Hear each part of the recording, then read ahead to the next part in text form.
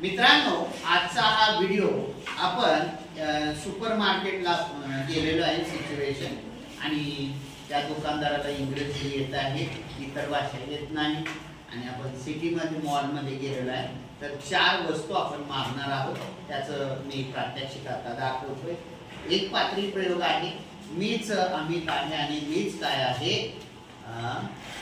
Shop owner आहे. Okay, आम्ही से Hello, good morning, uncle. Oh, good morning, Amit. What do you want? Uncle, I want 6 cakes of Rexona and 6 cakes of Rinso, please. How much the money? Oh, it's 190 rupees. Here is the money. Thank you. Pack up, Amit. Pack yours too and visit again. Okay, uncle. Bye.